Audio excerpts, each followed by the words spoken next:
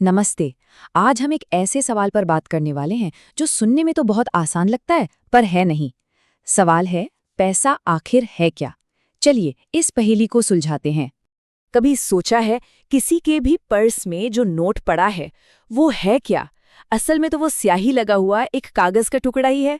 तो फिर ऐसा क्या है कि लोग इसके लिए काम करते हैं, इसे बचाते हैं और इस पर इतना यकीन करते हैं? बस यही सवाल आज के हमारे इस पूरे विश्लेषण के केंद्र में है। देखिए, जब हम पैसे के बारे में सोचते हैं ना, तो हमारे दिमाग में फौरन कुछ ठोस चीजें आती हैं, जैसे हाथ में रखे हुए सिक्के, जेब में नोटों की गड्डी या फिर तिजोरी में रखा सोना। और ये सोचना गलत भी नहीं है, क्योंकि हम इसे ऐसे ही तो इस्तेमाल करते आए हैं। पर क्या हो अगर मैं कहूं कि पैसे को एक फिजिकल चीज समझना ही हमारी सबसे बड़ी गलतफहमी है? क्या हो अगर पैसे की असली कीमत उस चीज में है ही नहीं जिससे वो बना है, बल्कि कहीं और है?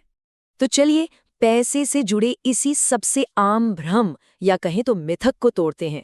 ये समझना बहुत जरूरी है कि पैसे के बारे में जो हमारी पहली समझ है वो असल में पूरी कहानी नहीं है। एक तरफ है वो आम गलतफहमी कि 100 रुपए के नोट की कीमत उस कागज और स्याही में है, लेकिन हकीकत बिल्कुल अलग है। इसकी असली कीमत हमारे भरोसे में है। ये हम सबका एक दूसरे के साथ एक सामाजिक समझौता है कि हाँ, कागज का ये टुकड़ा 100 रुपए के बराबर है। तो पैसा कोई वस्तु नहीं, बल्कि एक पूरा सिस्टम है। जरा सोच कर देखिए, किसी भी नोट का जो कागज है उसकी खुद की कीमत तो लगभग कुछ भी नहीं है। और बैंक खातों में जो पैसा है, अरे वो तो बस स्क्रीन पर दिखने वाले कुछ अंक हैं, उनका तो कोई फिजिकल एग्जिस्टेंस ही नहीं है। फिर भी वो काम करते हैं। तो ये सब हमें फिर से उसी बुनियादी सवाल पर ले आता है, अगर पैसा सोना, कागज या सिक्के नहीं है, तो फिर आखिर ये है क्या? पैसे का असली सार उसकी फिजिकल बॉडी में नहीं, बल्कि एक अनदेखे लेकिन बहुत ही शक्तिशाली कॉन्सेप्ट में छिपा है, और वो कॉन्सेप्ट है विश्वास की एक प्रणाली। चलिए देखते हैं इसका मतलब क्या है। अर्थशास्त्री इसे मनी ऑफ अकाउंट कहते हैं, पर आसान भाषा में समझें तो ये एक बहुत बड़ा सामाजिक बही खाता, एक लेजर है। ये समाज में हिसाब रखने का एक तरीका है कि किसने किसको कितनी वैल्यू दी है और कौन किसका कितना कर्जदार है। बस इसे समझने का सबसे आसान तरीका ये है, पैसे को कोई चीज मानना बंद कर दीजिए। इसे ऐसे सोचिए जैसे किसी गेम में स्कोर रखने का तरीका होता है। चलिए इस स्कोरबोर्ड वाली एनालॉजी को थोड़ा और गहराई से समझते हैं, क्योंकि ये हमारी आज की पूरी इकोनॉमी कैसे काम करती है उसे बहुत अच्छे से समझाता है। जैसा कि अर्थशास्त्री एल रैंडल रे कहते हैं, हमारा पूरा फाइनेंशियल सिस्टम असल में एक बहुत बड़ा रिकॉर्ड कीपिंग ऑपरेशन ही तो है। ये जीवन के खेल में स्कोर गिनने जैसा है। ये सिस्टम बहुत ही सीधा सा है। जब कोई काम करता है या कोई सर्विस देता है, तो वो समाज को वैल्यू दे रहा है, तो उसके स्कोरबोर्ड में पॉइंट्स जुड़ जाते हैं। और जब वही इंसान कुछ खरीदता है, तो वो उन पॉइंट्स का इस्तेमाल करता है और उसके स्कोर से पॉइंट्स कम हो जाते हैं। तो फिर ये नोट, सिक्के और बैंक बैलेंस क्या हैं? ये सब बस इन पॉइंट्स को, इस स्कोर को ट्रैक करने का एक जरिया है, एक टूल है, और कुछ नहीं। और अगर ये सब आपको सिर्फ किताबी बातें लग रही हैं, तो हमारी आज की दुनिया ही इस बात का सबसे बड़ा सबूत है। ये आंकड़ा शायद चौंकाने वाला लगे। आज दुनिया में जितना भी पैसा मौजूद है, उसका 90% से ज्यादा फिजिकल फॉर्म में है ही नहीं। मतलब वो सिक्के या नोट के रूप में नहीं है।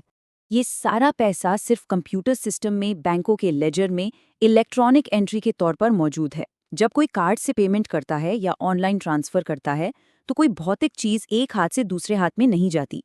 बस एक खाते से नंबर कम होते हैं और दूसरे में जुड़ जाते हैं। तो ये जो स्कोरबोर्ड का आइडिया है ना, ये सिर्फ समझाने का एक तरीका नहीं है, ये हकीकत है। हम सब पहले से ही एक बहुत बड़े डिजिटल स्कोर कीपिंग सिस्टम में जी रहे हैं। अब जब हम ये समझ गए हैं कि पैसा क्या है, तो एक आखिरी और बहुत ज़रूरी फ़र्क समझना बाकी है। ये फ़र्क हमें कई फाइनेंशियल मिस्टेक्स करने से बचा सकता है। हम अक्सर एक बहुत बड़ी गलती करते हैं। हम पैसा कमाने के इस उपकरण, इस टूल को ही अपना अंतिम लक्ष्य, अपना गोल मान बैठते हैं। लेकिन पैसा और दौलत, ये दो अलग-अलग चीज़ें हैं। मॉर्गन हाउसल ने इसे बहुत खूबसूरती से समझाया है। अमीर दिखना और असल में दौलतमंद होना, ये दो अलग बातें हैं। कोई महंगी चीजें खरीदकर अमीर दिख सकता है, लेकिन असली दौलत उस पैसे से बनती है जो खर्च नहीं किया गया। दौलत अक्सर दिखाई नहीं देती। इसे ऐसे समझिए, पैसा एक नदी की तरह है जिसका एक फ्लो होता है, वो आता है और जाता है, इसका इस्तेमाल लेन देन के लिए होता है। वहीं दौलत एक झील की तरह है, ये वो मूल्य है जो समय के साथ इकट्ठा होता है, जो खर्च करने के बाद भी बचा रहता है। तो आज का सबसे ज़रूरी सबक ये है, पैसा वैल्यू को नापने और एक्सचेंज करने का एक बहुत ही पावरफुल सिस्टम है, लेकिन ये सिर्फ एक टूल है। असली गोल दौलत बनाना है, यानी वैल्यू को बचा कर रखना, न कि सिर्फ पैसे के फ्लो में बह जाना। और ये सब हमें एक बहुत ही दिलचस्प सवाल पर लाकर छोड़ देता है। अगर पैसा किसी फिजिकल चीज़ पर नहीं, बल्कि सिर्फ आपसी विश्वास पर टिका है, तो हजारों साल पहले ये विश्वास बना कैसे? इस सिस्टम की शुरुआत हुई कैसे? इस पर हम अगली बार बात करेंगे। जुड़ने के लिए धन्यवाद।